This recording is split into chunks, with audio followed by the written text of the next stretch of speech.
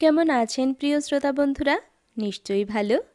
লক্ষ্মীশ্রী স্টুডিওর নিয়মিত আয়োজনে আপনারা শুনছেন শরৎচন্দ্র চট্টোপাধ্যায়ের কালজয়ী উপন্যাস শ্রীকান্ত। আজ আমি আপনাদের পাঠ করে শোনাব শ্রীকান্ত উপন্যাসের তৃতীয় পর্বের নবম এবং দশম পরিচ্ছদ। পৃথিবীর কোন প্রান্ত থেকে আপনারা শুনছেন এবং উপন্যাসটির কোন অংশটুকু আপনার হৃদয় ছুঁয়ে গেছে কমেন্ট বক্সে জানালে খুশি হব। শুরু করছি শ্রীকান্ত উপন্যাসের তৃতীয় পর্বের নবম ও দশম পরিচ্ছদ। তাহাদের সম্বন্ধে সবাই ভাবিল, যাক, বাঁচা গেল। রাজলক্ষ্মীর তুচ্ছ কথায় মন দেবার সময় ছিল না। সে উহাদের 2-4 দিনেই বিস্মৃত হইল। মনে পড়িলেও কি যে মনে করিত সেই জানে। তবে পাড়া হইতে যে একটা পাপ বিদায় হইয়াছে তাহা অনেকেই ভাবিত। কেবল রতন খুশি হইল না। সে বুদ্ধিমান, সহজে মনের কথা ব্যক্ত করে না, কিন্তু তাহার মুখ দেখিয়া মনে হইত জিনিসটা সে একেবারেই পছন্দ করে নাই। তাহার মধ্যস্থ হইবার, কর্তৃত্ব করিবার সুযোগ গেল, ঘরের টাকা গেল। এত বড় একটা সমারোহকাণ্ড রাতারাতি কোথায় দিয়া কেমন করিয়া বিলুপ্ত হইয়া গেল, সব শুদ্ধ জড়াইয়া সে যেন নিজেকেই অপমানিত, এমনকি আহত জ্ঞান করিল। তথাপি সে চুপ করিয়াই রহিল। আর বাটির যিনি কর্ত্রী, তাহার তো কোনো দিকে খেয়াল মাত্র নাই। যত দিন কাটিতে লাগিল, সুনন্দা ও তাহার কাছ হইতে মন্ত্রতন্ত্রের উচ্চারণ শুদ্ধির লোভ তাহাকে যেন পাইয়া বসিতে লাগিল। কোনো দিন তথায় যাওয়ার তাহার বিরাম ছিল না। সেখানে সে কি পরিমাণ ধর্মতত্ত্ব ও জ্ঞান লাভ করিতেছিল তাহা আমি জানিব কি করিয়া? আমি কেবল জানিতেছিলাম তাহার পরিবর্তন, তাহা যেমন দ্রুত তেমনি অভাবিত। দিনের বেলায় আহারটা আমার চিরকাল একটু বেলাতেই সাঙ্গ হইত। রাজলক্ষ্মী বরাবর আপত্তি করিয়াই আসিয়াছে, অনুমোদন কখনো করে নাই সে ঠিক, কিন্তু সে ত্রুটি সংশোধনের জন্য কখনো আমাকে লেশমাত্র চেষ্টা করিতেও হয় নাই। কিন্তু আজকাল দৈবাৎ কোনো দিন অধিক বেলা হইয়া গেলে মনে মনে লজ্জা বোধ করিয়া রাজলক্ষ্মী বলিত, তুমি রোগা মানুষ, তোমার এত দেরি কেন? নিজের শরীরের পানে না চাও, দাসী চাকরদের মুখের দিকে তো চাইতেই হয়। তোমার কুড়েমিতে তারা যে মারা যায়। কথাগুলো ঠিক সেই আগেকার, তবুও ঠিক তা নয়। সেই সৎস্নেহ প্রশ্রয়ের সুর যেন আর বাজে না। বাজে বিরক্তির এমন একটা কুশাগ্র সূক্ষ্ম কটুতা, যাহা চাকরদাসী কেন, হয়তো আমি ছাড়া ভগবানের কানেও তাহার নিগুড় রেশটুকু ধরা পড়ে না। তাই ক্ষুধার উদ্রেক না হইলেও দাসী চাকরদের মুখ চাহিয়া তাড়াতাড়ি কোনো মতে স্নানাহারটা সারিয়া লইয়া তাহাদের ছুটি করিয়া দিতাম। কিন্তু এই অনুগ্রহের প্রতি চাকরদাসী যাহারা, তাহাদের আগ্রহ ছিল কি উপেক্ষা ছিল সে তাহারাই জানে। কিন্তু রাজলক্ষ্মী দেখিতাম ইহার মিনিট 10-15 মধ্যেই বাড়ি হইতে বাহির হইয়া যাইতেছে। কোনোদিন রতন, কোনোদিন বা দারোয়ান সঙ্গে যাইত, কোনোদিন বা দেখিতাম সে একাই চলিয়াছে। ইহাদের কাহার জন্য অপেক্ষা করিবার সময় পর্যন্ত হয় নাই। প্রথম 2-4 দিন আমাকে সঙ্গে যাইতে সাধিয়াছিল, কিন্তু 2-4 দিনেই বোঝা গেল কোনো পক্ষ হইতেই সুবিধা হইবে না, হইলও না। অতএব আমি আমার নিরালা ঘরে পুরাতন আলস্যের মধ্যে এবং সে তাহার ধর্মকর্ম ও মন্ত্রতন্ত্রের নবীন উদ্দীপনার মধ্যে নিমগ্ন থাকায় ক্রমশই উভয়ে যেন পৃথক হইয়া পড়িতে লাগিলাম। আমার খোলা জানালা দিয়ে দেখিতে পাইতাম সে রৌদ্রতপ্ত শুষ্ক মাঠের পথ দিয়া দ্রুত পদক্ষেপে মাঠ পার হইয়া যাইতেছে। একাকী সমস্ত দুপুরবেলাটা যে আমার কি করিয়া কাটে এদিকে খেয়াল করিবার সময় তাহার ছিল না, সে আমি বুঝিতাম। তবুও যত দূর পর্যন্ত তাহাকে চোখ দিয়া অনুসরণ করা যায় না করিয়া পারিতাম না। পায়ে হাঁটা আঁকাবাঁকা পথের উপর তাহার বিলীয়মান দেহলতা ধীরে ধীরে দূরান্তরালে কোনো এক সময়ে তিরোহিত হইয়া যাইত। অনেকদিন সেই সময়টুকুও যেন চোখে আমার ধরা পড়িত না। মনে হইত এই একান্ত সুপরিচিত চলনখানি যেন তখনও শেষ হয় নাই, সে যেন চলিয়াই চলিয়াছে। হঠাৎ চেতনা হইত, হয়তো চোখ মুছিয়া আর একবার ভালো করিয়া চাহিয়া দেখিয়া তারপরে বিছানায় শুইয়া পড়িতাম। কর্মহীনতার দুঃসহ ক্লান্তিবশত হয়তোবা কোনোদিন ঘুমাইয়া পড়িতাম, নয়তো নিমিলিত চক্ষে নিঃশব্দে পড়িয়া থাকিতাম। অদূরবর্তী কয়েকটা খর্বাকৃতি বাবলা গাছে বসিয়া ঘুঘু ডাকিত এবং তাহারই সঙ্গে মিলিয়া মাঠের তপ্ত বাতাসে কাছাকাছি ডোমেদের কোনো একটা বাঁশঝাড় এমনই একটা একটানা ব্যথা ভরা দীর্ঘশ্বাসের মতো শব্দ করে থাকিত যে মাঝে মাঝে ভুল হইত, সে বুঝিবা আমার নিজের বুকের ভিতর হইতে উঠিতেছে। ভয় হইত এমনই বুঝিবা আর বেশি দিন সহিতে পারিব না। রতন বাড়ি থাকিলে মাঝে মাঝে পা টিপিয়া ঘরে ঢুকিয়া আস্তে আস্তে বলিত, বাবু একবার তামাক দেব কি? এমন কতদিন হইয়াছে, জাগিয়াও সাড়া দিই নাই, ঘুমানোর ভান করিয়াছি। ভয় হইয়াছে পাছে সে আমার মুখের উপর বেদনার ঘুণাগ্র আভাসও দেখিতে পাই। প্রতিদিনের মতো সেদিন দুপুরবেলায় রাজলক্ষ্মী সুনন্দার বাটিতে গেলে সহসা আমার বর্মার কথা মনে পড়িয়া বহুকালের পরে অভয়াকে একখানা চিঠি লিখিতে বসিয়াছিলাম। ইচ্ছা ছিল যে ফার্মে কাজ করিতাম তাহার বড় সাহেবকেও একখানা পত্র লিখিয়া খবর লইব। কি খবর লইব, কেন লইব, লইয়া কি হইবে, এ কথা তখনও ভাবি নাই।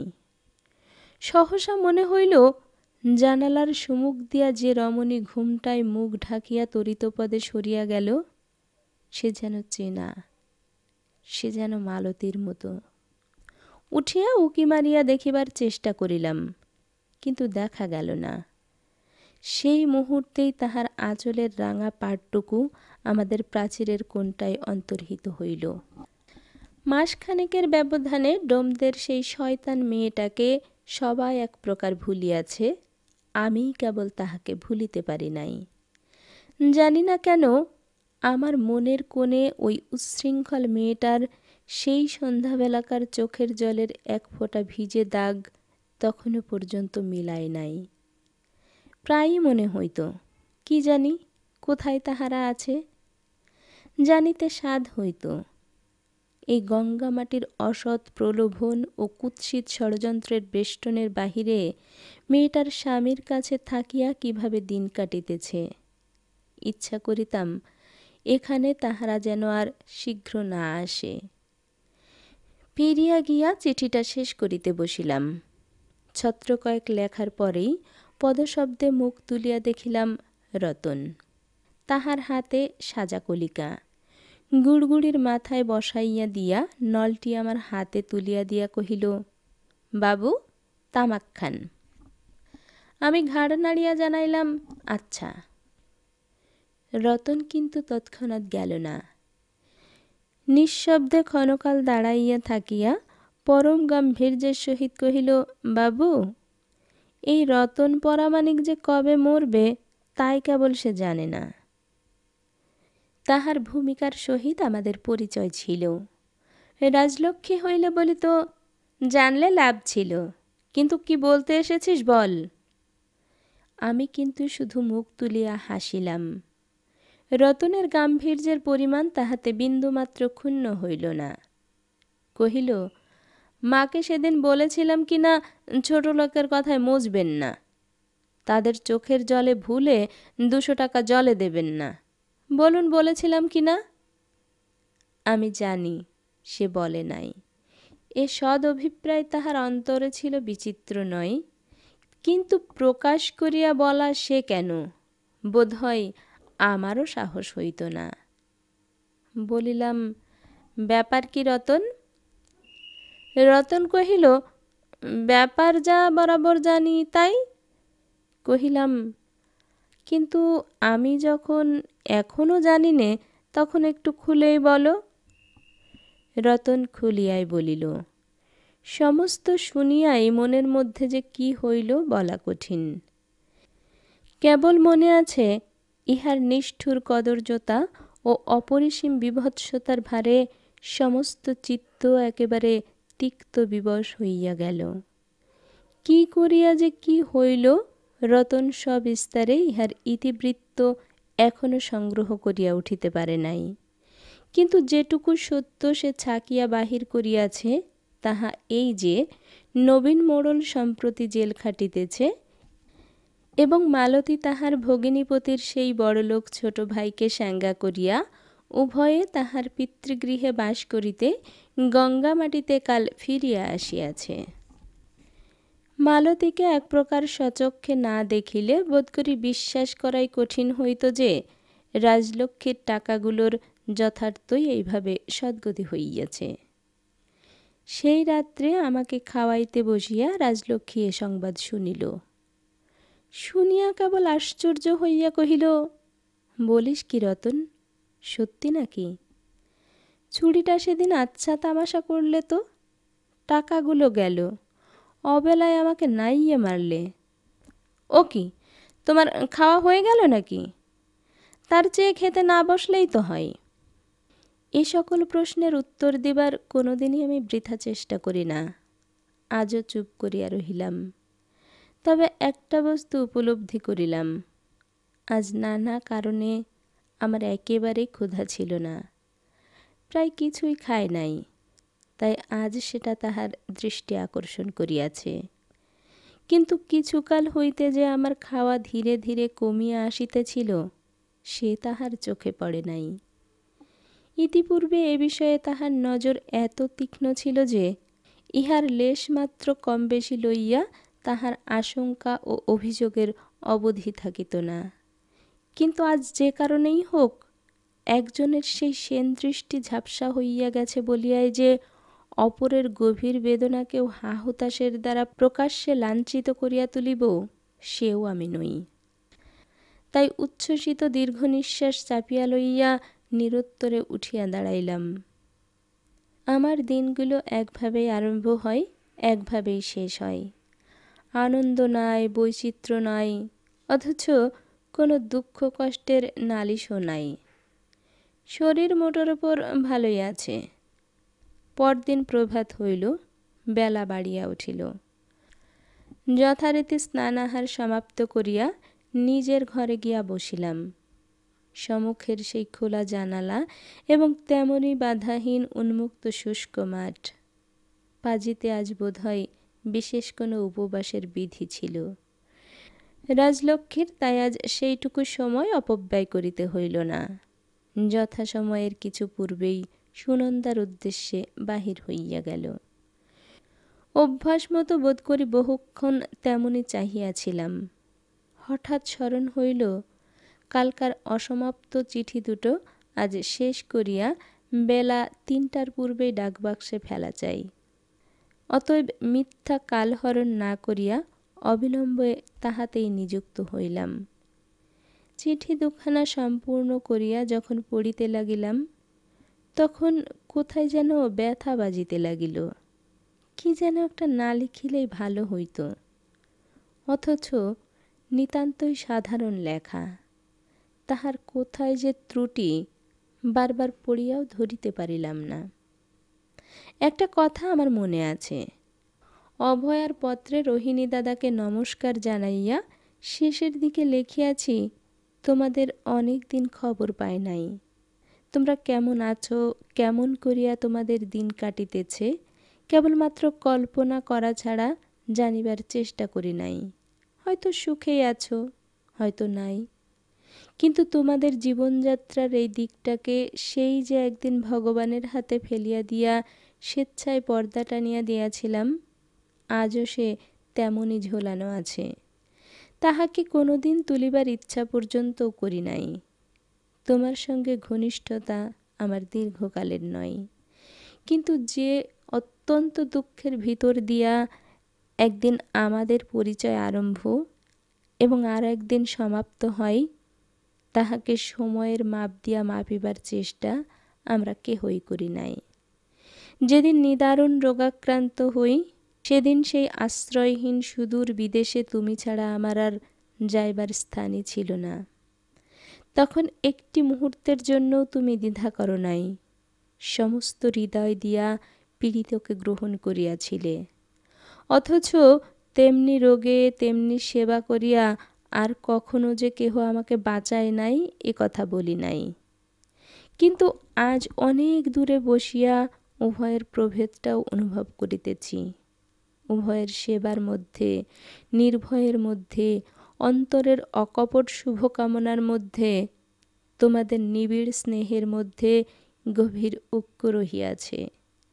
কিন্তু তোমার মধ্যে এমন একটি স্বার্থলেশহীন সুকোমল নির্লিপ্ততা, এমন অনির্বচনীয় বৈরাগ্য ছিল, যাহা কেবলমাত্র সেবা করিয়াই আপনাকে আপনি নিঃশেষ করিয়াছে। আমার আরোগ্যের মধ্যে এতটুকু চিহ্ন রাখিতে একটি পাও কখনো বাড়ায় নাই। তোমার এই কথাটাই আজ বারংবার মনে পড়িতেছে। হয়তো অত্যন্ত স্নেহ আমার সহে না বলিয়াই, হয়তোবা স্নেহের যে রূপ একদিন তোমার চোখে মুখে দেখিতে পাইয়াছি, তাহারই জন্য সমস্ত চিত্ত উন্মুখ হইয়া উঠিয়াছে।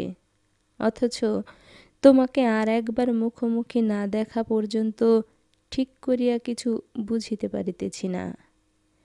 সাহেবের চিঠিখানাও শেষ করিয়া ফেলিলাম। এক সময়ে তিনি আমার সত্যই বড় উপকার করিয়াছিলেন। ইহার জন্য তাহাকে অনেক ধন্যবাদ দিয়াছি, প্রার্থনা কিছুই করি নাই। কিন্তু এই দীর্ঘকাল পরে সহসা গায়ে পড়িয়া এমন ধন্যবাদ দিবার ঘটা দেখিয়াও নিজের কাছেই নিজের লজ্জা করিতে লাগিল। ঠিকানা লেখিয়া খামে বন্ধ করিতে গিয়া দেখি সময় উত্তীর্ণ হইয়া গেছে। এত তাড়াতাড়ি করিয়াও ডাকে দেওয়া গেল না। কিন্তু মন তাহাতে ক্ষুণ্ণ না হইয়া যেন স্বস্তি অনুভব করিল। মনে হইল, এ ভালোই হইল যে কাল আর একবার পড়িয়া দেখিবার সময় মিলিবে। রতন আসিয়া জানাইল কুশারী গৃহিণী আসিয়াছেন এবং প্রায় সঙ্গে সঙ্গেই তিনি আসিয়া ঘরে প্রবেশ করিলেন। আমি কিছু ব্যতিব্যস্ত হইয়া উঠিলাম। কহিলাম, তিনি তো বাড়ি নেই, ফিরে আসতে বোধ হয় সন্ধ্যা হবে। তা জানি। এই বলিয়া তিনি জানালার উপর হইতে একটা আসন টানিয়া লইয়া নিজেই মেঝের উপর পাতিয়া লইয়া উপবেশন করিলেন। কহিলেন, কেবল সন্ধ্যা কেন, ফিরে আসতে তো প্রায় রাত হয়েই যায়। লোকের মুখে মুখে শুনিয়াছিলাম, ধনী গৃহিণী বলিয়া ইনি অতিশয় দাম্ভিকা, কাহারও বাড়িতে বড় একটা যান না। এ বাড়ির সম্বন্ধেও তাহার ব্যবহার অনেকটাই এইরূপ। অন্তত এতদিন ঘনিষ্ঠতা করিতে ঔৎসুক্য প্রকাশ করেন নাই। ইতিপূর্বে মাত্র বার দুই আসিয়াছেন। মনিব বাড়ি বলিয়া একবার নিজেই আসিয়াছিলেন, আর একবার নিমন্ত্রণ রাখিতে উপস্থিত হইয়াছিলেন। কিন্তু কেন যে আজ অকস্মাৎ স্বেচ্ছায় আগমন করিলেন এবং বাটিতে কেহ নাই জানিয়াও আমি ভাবিয়া পাইলাম না। আসন গ্রহণ করিয়া কহিলেন, আজকাল ছোট গিন্নির সঙ্গে তো একেবারে এক আত্মা। না জানিয়া তিনি একটা ব্যথার স্থানে আঘাত করিলেন। তথাপি ধীরে ধীরে বলিলাম, হ্যাঁ, প্রায়ই ওখানে যান বটে। কুশারী গৃহিণী কহিলেন, প্রায়? রোজ রোজ, প্রত্যহ। কিন্তু ছোট গিন্নি কি কখনো আসে? একটি দিনও না। মানির মান রাখবে সুনন্দা, সে মেয়েই নয়। এই বলিয়া তিনি আমার মুখের প্রতি চাহিলেন। আমি একজনের নিত্য যাওয়ার কথাই কেবল ভাবিয়াছি, কিন্তু ইহার উত্তর আর কি দিব? শুধু মনে হইল ইহার আসার উদ্দেশ্যটা কিছু পরিষ্কার হইয়াছে। এবং একবার এমনও হইল যে মিথ্যা সংকোচ ও চক্ষু লজ্জা পরিত্যাগ করিয়া বলি, আমি নিতান্তই নিরুপায়। এবং এই অক্ষম ব্যক্তিটিকে শত্রুপক্ষের বিরুদ্ধে উত্তেজিত করিয়া কোনো লাভ নাই। বলিলে কি হইতো জানি না, কিন্তু না বলার ফলে দেখিলাম সমস্ত উত্তাপ ও উত্তেজনা তাহার চক্ষের পলকে প্রদীপ্ত হইয়া উঠিল, এবং কবে কাহার কি ঘটিয়াছিল এবং কি করিয়া তাহার সম্ভবপর হইয়াছিল ইহারই বিস্তৃত ব্যাখ্যায় তাহার শ্বশুরকুলের বছর দশেকের ইতিহাস প্রায় রোজনামচার আকারে অনর্গল বকিয়া চলিতে লাগিলেন। তাহার গোটা কয়েক কথার পরেই কেমন যেন বিমনা হইয়া পড়িয়াছিলাম। তাহার কারণও ছিল। মনে করিয়াছিলাম একদিকে আত্মপক্ষের স্তুতিবাদ, দয়াদাক্ষিণ্য, তিতিক্ষা, যাহা কিছু শাস্ত্রোক্ত সদ্গুণাবলী মনুষ্য জন্মে সম্ভবপর সমস্তগুলিরই বিস্তৃত আলোচনা, এবং অন্যদিকে যত কিছু ইহারই বিপরীত তাহারই বিশদ বিবরণ অন্য পক্ষের বিরুদ্ধে আরোপ করিয়া সন, তারিখ, মাস, প্রতিবেশী সাক্ষীদের নাম ধাম সমেত আবৃত্তি করা ভিন্ন তাহার এই বলার মধ্যে আর কিছুই থাকবে না। প্রথমটা ছিলও না, কিন্তু হঠাৎ এক সময়ে আমার মনোযোগ আকৃষ্ট হইল কুশারী গৃহিণীর কণ্ঠস্বরের আকস্মিক পরিবর্তনে। একটু বিস্মিত হইয়া জিজ্ঞাসা করিলাম, কি হয়েছে? তিনি ক্ষণকাল একদৃষ্টে আমার মুখের প্রতি চাহিয়া রহিলেন। তারপরে ধরা গলায় বলিয়া উঠিলেন, হবার আর বাকি কি রইল বাবু? শুনলাম কাল নাকি ঠাকুরপো হাটের মধ্যে নিজের হাতে বেগুন বেচতেছিলেন। কথাটা ঠিক বিশ্বাস হইল না, এবং মন ভালো থাকিলে হয়তো হাসিয়াই ফেলিতাম। কহিলাম, অধ্যাপক মানুষ, তিনি হঠাৎ বেগুনই বা পেলেন কোথায়, আর বেচতেই বা গেলেন কেন? কুশারী গৃহিণী বললেন, ওই হতভাগের জ্বালায়। বাড়ির মধ্যেই নাকি গোটা কয়েক গাছে বেগুন ফলেছিল, তাই পাঠিয়ে দিয়েছিল হাটে বেচতে। এমন করে শত্রুতা করলে আমরা গায়ে বাস করি কি করে? বলিলাম, কিন্তু একে শত্রুতা করা বলছেন কেন? তারা তো আপনাদের কিছুর মধ্যেই নেই। অভাব হয়েছে, নিজের জিনিস বিক্রি করতে গেছেন, তাতে আপনার নালিশ কি?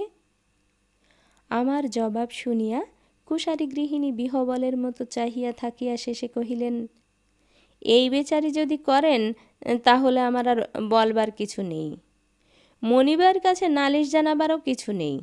আমি উঠলাম। শেষের দিকে তাহার গলা একেবারে ধরিয়া গেল দেখিয়া ধীরে ধীরে কহিলাম, দেখুন, এর চেয়ে বরঞ্চ মনিব ঠাকুরনকে জানাবেন, তিনি হয়তো সকল কথা বুঝতেও পারবেন, আপনার উপকারও করতে পারবেন। তিনি মাথা নাড়িয়া বলিয়া উঠিলেন, আর আমি কাউকে বলতেও চাই না, আমার উপকার করে কারো কাজও নেই। এই বলিয়াই তিনি সহসা অঞ্চলে চোখ মুছিয়া বলিলেন, আগে কর্তা বলতেন 2 মাস যাক, আপনিই ফিরে আসবে। তারপরে সাহস দিতেন, থাকো না আরও মাস 2 চেপে, সব শুধরে যাবে। কিন্তু এমনই করে মিথ্যা আশায় আশায় প্রায় বছর ঘুরে গেল। কিন্তু কাল যখন শুনলাম সে উঠোনের 2টো বেগুন পর্যন্ত বেচতে পারে, তখন কারো কথায় আমার আর কোনো ভরসা নেই। হতভাগীর সমস্ত সংসার ছারখার করে দেবে, কিন্তু ও বাড়িতে আর পা দেবে না। বাবু, মেয়ে মানুষ যে এমন শক্ত পাষাণ হতে পারে আমি স্বপ্নেও ভাবিনি। তিনি কহিতে লাগিলেন, কর্তা ওকে কোনোদিন চিনতে পারেননি, কিন্তু আমি চিনেছিলাম। প্রথম প্রথম এর ওর তার নাম করে লুকিয়ে লুকিয়ে জিনিসপত্র পাঠাতাম। উনি বলতেন, সুনন্দা জেনে শুনেই নেয়, কিন্তু অমন করলে তাদের চৈতন্য হবে না। আমিও ভাবতাম হবেও বা, কিন্তু একদিন সব ভুল ভেঙে গেল। কি করে সে জানতে পারে যতদিন যা কিছু দিয়েছি একটা লোকের মাথায় সমস্ত টান মেরে আমাদের উঠোনের মাঝখানে ফেলে দিয়ে গেল। তাতে কর্তার তবুও চৈতন্য হলো না, হলো আমার। এতক্ষণে আমি তার মনের কথাটা ঠিক বুঝিতে পারিলাম। সদয় কণ্ঠে কহিলাম, আপনি এখন কি করতে চান? আচ্ছা, তারা কি আপনাদের বিরুদ্ধে কোনো কথা বা কোনো প্রকার শত্রুতা করবার চেষ্টা করেন? কুশারী গৃহিণী আর এক দফা কাঁদিয়া ফেলিয়া কপালে করাঘাত করিয়া কহিলেন, পোড়া কপাল, তাহলে তো একটা উপায় হতো। সে আমাদের এমনই ত্যাগ করেছে যে কোনোদিন যেন আমাদের চোখেও দেখেনি, নামও শোনেনি। এমনই কঠিন, এমনই পাষাণ মেয়ে। আমাদের দুজনকে সুনন্দা তার বাবা মায়ের বেশি ভালোবাসত, কিন্তু যেদিন থেকে শুনেছে তার ভাসুরের বিষয় পাপের বিষয়, সেই দিন থেকে তার সমস্ত মন যেন একেবারে পাথর হয়ে গেছে। স্বামী পুত্র নিয়ে সে দিনের পর দিন শুকিয়ে মরবে, তবু এর কড়াক্রান্তি ছোবে না। কিন্তু এত বড় সম্পত্তি কি আমরা ফেলে দিতে পারি বাবু? সে যেমন দয়া মায়াহীন, ছেলেপুলে নিয়ে না খেয়ে মরতেও পারে, কিন্তু আমরা তো তা পারি নে। কি জবাব দিব ভাবিয়া পাইলাম না, শুধু আস্তে আস্তে কহিলাম, আশ্চর্য মেয়ে মানুষ। বেলা পড়িয়া আসিতেছিল। কুশারী গৃহিণী নীরবে কেবল ঘাড় নাড়িয়া সাই দিয়া উঠিয়া দাঁড়াইলেন, কিন্তু হঠাৎ দুই হাত জোড় করিয়া বলিয়া ফেলিলেন, সত্যি বলছি বাবু, এদের মাঝে পড়ে আমার বুকখানা যেন ফেটে যেতে চাই। কিন্তু শুনতে পাই আজকাল সে মার নাকি বড় বাধ্য। কোনো একটা উপায় হয় না? আমি যে আর সইতে পারি নে। আমি চুপ করিয়া রহিলাম। তিনি আর কিছু বলিতে পারিলেন না। তেমনি অশ্রু মুছিতে মুছিতে নিঃশব্দে বাহির হইয়া গেলেন। এতক্ষণ আপনারা শুনলেন শ্রীকান্ত উপন্যাসের ৩য় পর্বের ৯ম পরিচ্ছদ। এখন শুনবেন শ্রীকান্ত উপন্যাসের ৩য় পর্বের ১০ম পরিচ্ছদ। মানুষের পরকালের চিন্তার মধ্যে নাকি পরের চিন্তার ঠাঁই নাই। না হইলে আমার খাওয়া পরার চিন্তা রাজলক্ষ্মী পরিত্যাগ করিতে পারে, এত বড় বিস্ময় সংসারে আর কি আছে? এই গঙ্গা মাটিতে আমরা কতদিনই বা আসিয়াছি। এই কটা দিনের মধ্যেই হঠাৎ সে কত দূরেই না সরিয়া গেল। আমার খাবার কথা জিজ্ঞাসা করিতে আসে এখন বামুন ঠাকুর, আমাকে খাওয়াইতে বসে রতন। এক পক্ষে বাঁচিয়াছি, সে দুর্লঙ্ঘ পীড়াপিড়ি আর নাই। রোগা শরীরে 11টার মধ্যে না খাইলে এখন আর অসুখ করে না। এখন যেমন ইচ্ছা যখন ইচ্ছা খাই। শুধু রতনের পুনঃ পুনঃ উত্তেজনায় ও বামুন ঠাকুরের শখেদ আত্মভর্তসনায় স্বল্পাহারের বড় সুযোগ পায় না। সে বেচারা ম্লান মুখে কেবলই মনে করিতে থাকে, তাহারই রান্নার দোষে আমার খাওয়া হইল না। কোনো মতে ইহাদের সন্তুষ্ট করিয়া বিছানায় বসি। সম্মুখের সেই খোলা জানালা আর সেই ঊষর প্রান্তরের তীব্র হাওয়া, মধ্যাহ্নের দীর্ঘ দিনমান কেবলমাত্র এই ছায়াহীন শুষ্কতার প্রতি চাহিয়া চাহিয়া যখন আর কাটিতে চাহিত না, তখন একটা প্রশ্ন সবচেয়ে আমার বেশি মনে পড়িত, সে আমাদের সম্বন্ধের কথাটা। ভালো আমাকে সে আজও বাসে, ইহলোকে আমিই তার একান্ত আপনার, কিন্তু লোকান্তরে তার কাছে আমি তত বড়ই পর। তাহার ধর্মজীবনের আমি যে সঙ্গী নই, সেখানে আমাকে দাবি করিবার যে তাহার কোনো দলিল নাই। হিন্দু ঘরের মেয়ে হইয়া এ কথা সে ভুলে নাই। এই পৃথিবীটা শুধু নয়, ইহার অতীত যে স্থানটা আছে, পাথেও তাহার শুধু আমাকে কেবল ভালোবাসিয়াই অর্জন করা যাইবে না, এ সংশয় বোধ করি খুব বড় করিয়াই তাহার মনে উঠিয়াছে। সে রহিল এই লইয়া, আর আমার দিনগুলো কাটিতে লাগিল এমনি করিয়া। কর্মহীন উদ্দেশ্যহীন জীবনের দিনারম্ভ হয় শ্রান্তিতে, অবসান হয় অবসন্ন গ্লানিতে। নিজের আয়ুষ্কালটাকে নিজের হাত দিয়া প্রতিনিয়ত হত্যা করিয়া চলা ব্যতীত সংসারে আর যেন কিছু করিবার নাই। রতন আসিয়া মাঝে মাঝে তামাক দিয়া যায়, সময় হইলে চা আনিয়া দেয়, কিছু বলে না। কিন্তু মুখ দেখিয়া তাহার বোধ হয় সে পর্যন্ত আমাকে যেন কৃপার চক্ষে দেখিতে শুরু করিয়াছে। কখনো বা হঠাৎ আসিয়া বলে, বাবু জানালাটা বন্ধ করে দিন। আগুনের ঝলক আসছে। আমি বলি, থাক। মনে হয় কত লোকের গায়ের স্পর্শ এবং কত না অচেনা লোকের তপ্ত শ্বাসের আমি যেন ভাগ পাই। হয়তো আমার সেই ছেলেবেলার বন্ধু ইন্দ্রনাথ আজিও বাঁচিয়া আছে। এই উষ্ণ বায়ু হয়তো তাহাকে এইমাত্র ছুঁইয়া আসিল। হয়তো সে আমারই মতো তাহার অনেক দিনের সুখ দুঃখের শিশু সঙ্গীটিকে স্মরণ করিতেছে। আর আমাদের উভয়েরই সেই অন্নদা দিদি। ভাবিতাম হয়তো এতদিনে তাহার সকল দুঃখের সমাপ্তি ঘটিয়াছে। কখনো মনে হয় এই কোণেই তো বর্মাদেশ, বাতাসের তো বাধা নাই। কে বলিবে সমুদ্র পার করিয়া অভয়ার স্পর্শটুকু সে আমার কাছে বহিয়া আনিতেছে না? অভয়াকে মনে পড়িল। সহজে সে আমার মন ছাড়িয়া যাইতে চাহিত না।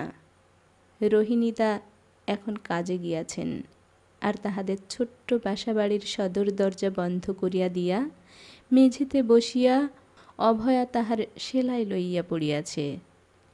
দিনের বেলা আমারই মতো সে ঘুমাইতে পারে না। এতদিনে হয়তো কোনো ছোট্ট শিশুর কাঁথা কিংবা ছোট্ট বালিশের অড় কিংবা এমনি কিছু তাহার ক্ষুদ্র গৃহস্থলীর ক্ষুদ্র গৃহিণীপনা বুকের মাঝখানে গিয়ে যেন তীরের মতো বিধে। যুগ যুগান্তরের সঞ্চিত সংস্কার, যুগ যুগান্তরের ভালো মন্দ বিচারের অভিমান আমারও তো রক্তের মধ্যে প্রবাহমান। কেমন করিয়া অকপটে তাহাকে দীর্ঘায়ু হও বলিয়া আশীর্বাদ করি, কিন্তু মন যে শরমে সংকোচে একেবারে ছোট হইয়া আসিতে চায়। কর্মনিরতা অভয়ার শান্ত প্রসন্ন মুখচ্ছবি আমি মনশ্চক্ষে দেখিতে পাই। তাহার পাশে নিষ্কলঙ্ক ঘুমন্ত বালক যেন সদ্য ফোটা পদ্মের মতো শোভায় সম্পদে গন্ধে মধুতে টলটল করিতেছে। এতখানি অমৃত বস্তুর জগতে কি সত্যই প্রয়োজন ছিল না? মানব সমাজে মানব শিশুর মর্যাদা নাই, নিমন্ত্রণ নাই, স্থান নাই বলিয়া ইহাকেই ঘৃণাভরে দূর করিয়া দিতে হইবে?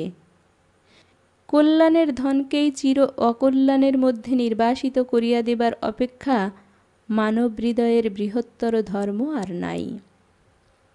অভয়াকে আমি চিনি।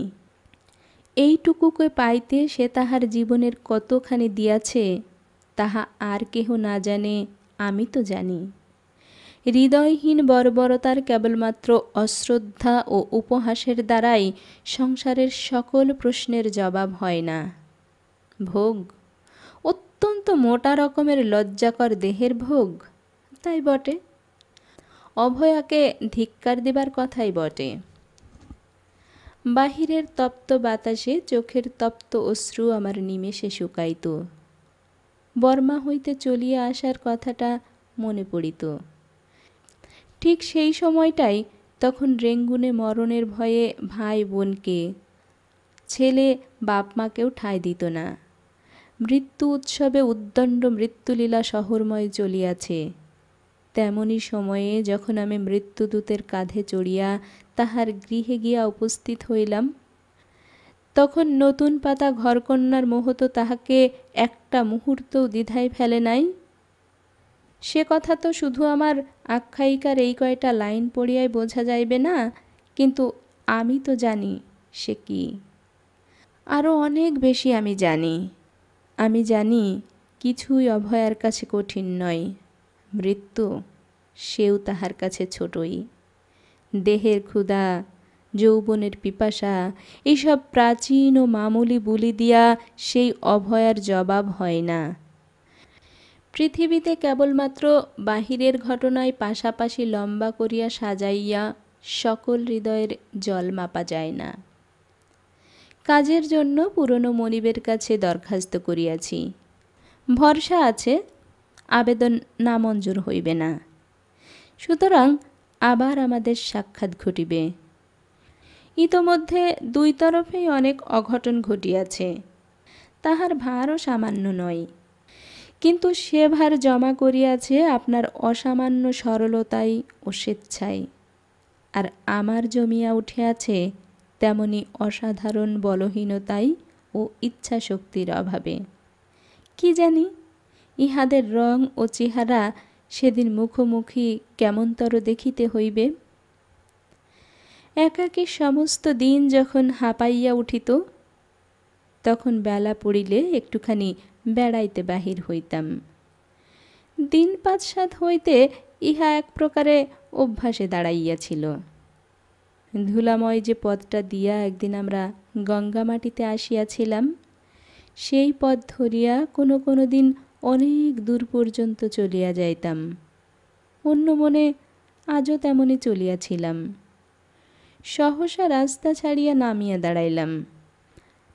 ঘোড়সওয়ার কিছু দূর অগ্রসর হইয়া গিয়া ঘোড়া থামাইল। ফিরিয়া আসিয়া আমার সম্মুখে দাঁড়াইয়া কহিল, আপনার নাম শ্রীকান্তবাবু না? আমাকে চিনতে পারেন? বলিলাম, নাম আমার তাই বটে, কিন্তু আপনাকে তো চিনতে পারলাম না। লোকটি ঘোড়া হইতে নামিল। পরনে তাহার ছিন্ন ও মলিন সাহেবী পোশাক, মাথায় জরাজীর্ণ শোলার হ্যাট খুলিয়া হাতে লইয়া কহিল, আমি সতীশ ভরদ্বাজ। 3rd ক্লাস থেকে প্রমোশন না পেয়ে সার্ভে স্কুলে পড়তে যাই। মনে পড়ে না? মনে পড়িল। খুশি হইয়া কহিলাম, তাই বলো, তুমি আমাদের ব্যাং। এখন সাহেব সেজে যাচ্ছ কোথায়? ব্যাং হাসিয়া কহিল, সাহেব কি আর সাধে সাজি ভাই? রেলওয়ে কনস্ট্রাকশনে সাব ওভারসিয়ারে চাকরি করি। কুলি তাড়াতেই জীবন যায়। হ্যাটকোট না থাকলে কি আর রক্ষা ছিল? এতদিন তারাই আমাকে তাড়াতো। সপলপুরে একটু বরাত সেরে ফিরছি। মাইলটাক দূরে আমার তাঁবু। সাইথিয়া থেকে যে নতুন লাইন বসছে তাতেই কাজ। যাবে আমার ওখানে, চা খেয়ে আসবে? অস্বীকার করিয়া কহিলাম, আজ নয়, কোনোদিন সুযোগ হয় আসব। ব্যাং তখন অনেক কথা জিজ্ঞাসা করিতে লাগিল। শরীর কেমন, কোথায় থাকি, এখানে কি সূত্রে আসা, ছেলে মেয়ে কয়টি, তাহারা কে কেমন আছে ইত্যাদি। জবাবে বলিলাম, শরীর ভালো নয়, থাকি গঙ্গামাটিতে। যে সূত্রে এখানে আসা তাহা অত্যন্ত গোলমেলে। ছেলে মেয়ে নাই, অতএব তাহারা কে কেমন আছে এ প্রশ্ন নিরর্থক। ব্যাং সাদাসিধা গোছের লোক।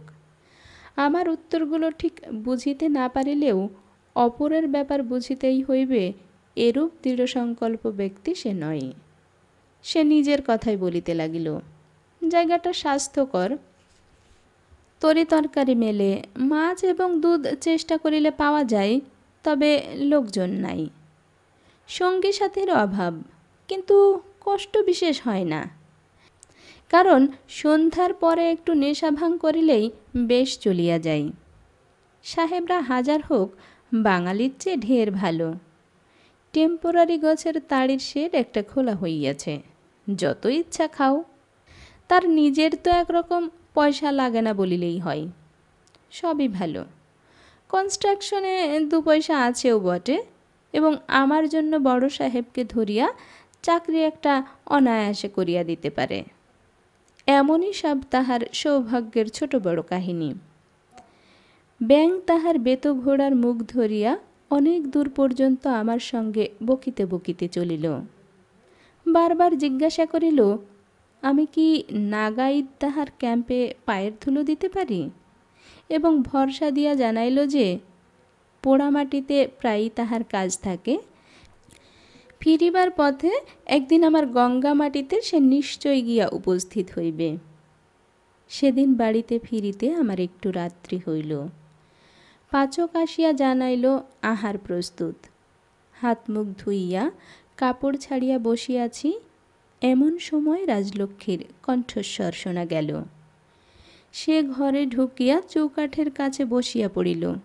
হাসি মুখে কহিল, তুমি কিন্তু কিছুতেই অমত করতে পারবে না বলে রাখছি। কহিলাম, না, আমার অমত নেই। কি তা না শুনেই? কহিলাম, আবশ্যক মনে হয় বলো এক সময়। রাজলক্ষ্মীর হাসি মুখ গম্ভীর হইল। কহিল, আচ্ছা। হঠাৎ তাহার দৃষ্টি পড়িল আমার থালার উপরে। কহিল, ভাত খাচ্ছ যে বড়? তুমি জানো রাত্রে তোমার ভাত সহ্য হয় না। তুমি কি তোমার অসুখটা আমাকে সারাতে দেবে না ঠিক করেছ? ভাত আমার ভালোই সহ্য হইতেছিল, কিন্তু সে কথা বলিয়া লাভ নাই। রাজলক্ষ্মী তীক্ষ্ণ কণ্ঠে ডাক দিল, মহারাজ! পাচক দ্বারের কাছে আসিতেই তাহাকে থালা দেখাইয়া ততোধিক তীব্রস্বরে কহিল, কি এ? তোমাকে বোধ হয় 1000 বার বলেছি ভাত বাবুকে কিছুতেই রাত্রে দেবে না। তোমাকে 1 মাসের মাইনে আমি জরিমানা করলুম। অবশ্য টাকার দিক দিয়ে জরিমানার কোনো অর্থ নাই, তাহা সকল চাকরেই জানে, কিন্তু তিরস্কারের দিক দিয়া তাহার অর্থ আছে বই কি। মহারাজ রাগ করিয়া কহিল, ঘি নেই, আমি কি করব? নেই কেন তাই শুনি? সে জবাব দিল, 2-3 দিন জানিয়েছি আপনাকে, ঘি ফুরিয়েছে, লোক পাঠান। আপনি না পাঠালে আমার দোষ কি? সংসার খরচের সাধারণ ঘি এইখানেই পাওয়া যাইত, কিন্তু আমার জন্য আসিত সাঁইথিয়ার নিকটবর্তী কি একটা গ্রাম হইতে, তাহা লোক পাঠাইয়া আনাইয়া লইতে হইত। কথাটা রাজলক্ষ্মীর অন্যমনস্ক কর্ণরন্ধ্রে হয় প্রবেশ করে নাই, না হয়তো সে ভুলিয়াছে। জিজ্ঞাসা করিল, কবে থেকে নেই মহারাজ? তা হবে 5-7 দিন। এই 5-7 দিন তাকে ভাত খাওয়াচ্ছ? রতনকে ডাকিয়া কহিল, আমিই যেন ভুলেছিলাম, কিন্তু তুই কি আনিয়ে দিতে পারতিস নে বাবা? এমনি করেই কি সবাই মিলে আমাকে জব্দ করতে হয়? রতন মনে মনে তাহার ঠাকুরানীর উপর খুশি ছিল না। দিবারাত্রি বাড়ি ছাড়িয়া অন্যত্র থাকায় এবং বিশেষ করিয়া আমার প্রতি ঔদাসীন্যে তাহার বিরক্তির একশেষ হইয়াছিল। কর্ত্রীর অনুযোগের উত্তরে ভালো মানুষের মতো মুখ করিয়া কহিল, কি জানি মা, তুমি গেরাজ্জি করলে না দেখে ভাবলুম ভালো দামি ঘি বোধ হয় আর চাইনে, নইলে 5-6 দিন ধরে রোগা মানুষকে আমি ভাত খেতে দিই। রাজলক্ষ্মীর বলিবার কিছুই ছিল না, তাই ভৃত্যের কাছে এত বড় খোঁচা খাইয়াও সে কিছুক্ষণ নিরুত্তরে বসিয়া থাকিয়া ধীরে ধীরে উঠিয়া গেল। রাত্রে বিছানায় শুইয়া অনেকক্ষণ পর্যন্ত ছটফট করিয়া বোধ করি সেইমাত্র নিদ্রা আসিয়াছিল। রাজলক্ষ্মী দ্বার ঠেলিয়া ঘরে ঢুকিল এবং আমার পায়ের কাছে আসিয়া বহুক্ষণ পর্যন্ত নিঃশব্দে বসিয়া থাকিয়া ডাকিল, তুমি কি ঘুমোলে? বলিলাম, না। রাজলক্ষ্মী কহিল, তোমাকে পাবার জন্য যা করেছি তার অর্ধেক করলেও বোধহয় ভগবানকে এতদিন পেতুম, কিন্তু তোমাকে পেলুম না। বলিলাম, হতে পারে মানুষকে পাওয়া আরও শক্ত। মানুষকে পাওয়া? রাজলক্ষ্মী এক মুহূর্ত স্থির থাকিয়া বলিল, যাই হোক, ভালোবাসাটাও তো এক রকমের বাঁধন। বোধ হয় এও তোমার সয় না, গায়ে লাগে। এ অভিযোগের জবাব নাই, এ অভিযোগ শাশ্বত ও সনাতন। আদিম মানব মানবী হইতে উত্তরাধিকার সূত্রে পাওয়া এ কলহের মীমাংসক কেহ নাই। এ বিবাদ যেদিন মিটিবে, সংসারের সমস্ত রস সমস্ত মাধুর্য সেদিন তিক্ত বিষ হইয়া উঠিবে। তাই উত্তর দেবার চেষ্টা মাত্র না করিয়া নীরব হইয়া রহিলাম। কিন্তু আশ্চর্য এই যে উত্তরের জন্য রাজলক্ষ্মী পীড়াপিড়ি করিল না। জীবনের এত বড় সর্বব্যাপী প্রশ্নটাকেও সে যেন এক নিমেষে আপনা আপনি ভুলিয়া গেল। কহিল, ন্যায়রত্ন ঠাকুর বলেছিলেন একটা ব্রতের কথা, কিন্তু একটু কঠিন বলে সবাই নিতে পারে না, আর এত সুবিধাই বা কজনের ভাগ্যে জোটে। অসমাপ্ত প্রস্তাবের মাঝখানে মৌন হইয়া রহিলাম। সে বলিতে লাগিল, 3 দিন একরকম উপোস করেই থাকতে হয়। সুনন্দারও ভারী ইচ্ছে, দুজনের একসঙ্গেই তাহলে হয়ে যায়। কিন্তু এই বলিয়া সে নিজেই একটু হাসিয়া বলিল, তোমার মত না হলে তো আর। জিজ্ঞাসা করিলাম, আমার মত না হলে কি হবে? রাজলক্ষ্মী বলিল, তাহলে হবে না। কহিলাম, তবে এ মতলব ত্যাগ করো, আমার মত নেই। যাও, তামাশা করতে হবে না। তামাশা নয়, সত্যি আমার মত নেই, আমি নিষেধ করছি। কথা শুনিয়া রাজলক্ষ্মীর মুখ মেঘাচ্ছন্ন হইয়া উঠিল। ক্ষণকাল স্তব্ধভাবে থাকিয়া বলিল, কিন্তু আমরা যে সমস্ত স্থির করে ফেলেছি, জিনিসপত্র কিনতে লোক গেছে, কাল হব্বেশি করে পরশু থেকে যে। বাহ, এখন বারণ করলে হবে কেন? সুনন্দার কাছে আমি মুখ দেখাবো কি করে? ছোট ঠাকুর, বাহ, এ কেবল তোমার চালাকি, আমাকে মিছি মিছি রাগাবার জন্য। না, সে হবে না। তুমি বলো তোমার মত আছে। বলিলাম, আছে, কিন্তু তুমি কোনো দিনই তো আমার মতামতের অপেক্ষা করো না লক্ষ্মী। আজই বা হঠাৎ কেন তামাশা করতে এলে? আমার আদেশ মানতে হবে, এ দাবি আমি তো কখনো তোমার কাছে করিনি।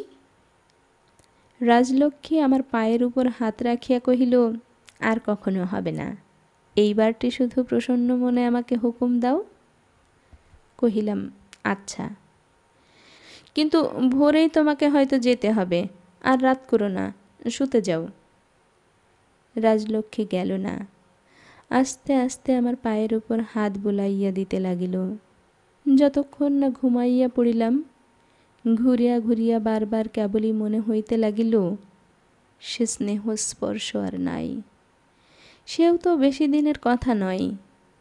আর রেলওয়ে স্টেশন হইতে আমাকে যেদিন সে কুড়াইয়া বাড়ি আনিয়াছিল, সেদিন এমনি করিয়াই পায়ে হাত বুলাইয়া আমাকে সে ঘুম পাড়াইতে ভালোবাসিত, ঠিক এমনি নীরবে, কিন্তু মনে হইত তাহার 10 অঙ্গুলি যেন 10 ইন্দ্রিয়ের সমস্ত ব্যাকুলতা দিয়ে নারী হৃদয়ের যাহা কিছু আছে সমস্ত নিঃশেষ করিয়া আমার এই পা দুটার উপরে উজাড় করিয়া দিতেছে। অথচ আমি এ চাহি নাই। এই লইয়াই যে কেমন করিয়া কি করিব সেও ভাবিয়া পাই নাই। বানের জলের মতো আসার দিনেও আমার মত চাহে নাই, হয়তো যাবার দিনেও তেমনি মুখ চাহিবে না। চোখ দিয়া আমার সহজে জল পড়ে না, ভালোবাসার কাঙাল বৃত্তি করিতেও আমি পারি না। জগতে কিছুই নাই, কাহারও কাছে কিছু পায় নাই। দাও দাও বলিয়া হাত বাড়াইয়া থাকিতে আমার লজ্জা করে। বইয়া পড়িয়াছি, এই লইয়া কত বিরোধ, কত জ্বালা, মান অভিমানের কতই না প্রমত্ত আক্ষেপ, স্নেহের সুধা গরল হইয়া ওঠার কত না বিক্ষুব্ধ কাহিনী। এ সকল মিথ্যা নয় জানি, কিন্তু আমার মনের মধ্যে যে বৈরাগী তন্দ্রাচ্ছন্ন ছিল, হঠাৎ চমক ভাঙিয়া বলিতে লাগিল, ছি ছি। বহুক্ষণ পরে ঘুমাইয়া পড়িয়াছি মনে করিয়া রাজলক্ষ্মী যখন সাবধানে ধীরে ধীরে উঠিয়া গেল, তখন জানিতেও পারিল না যে নিদ্রাবিহীন নিমিলিত চোখের কোণ দিয়া আমার অশ্রু ঝরিয়া পড়িতেছে।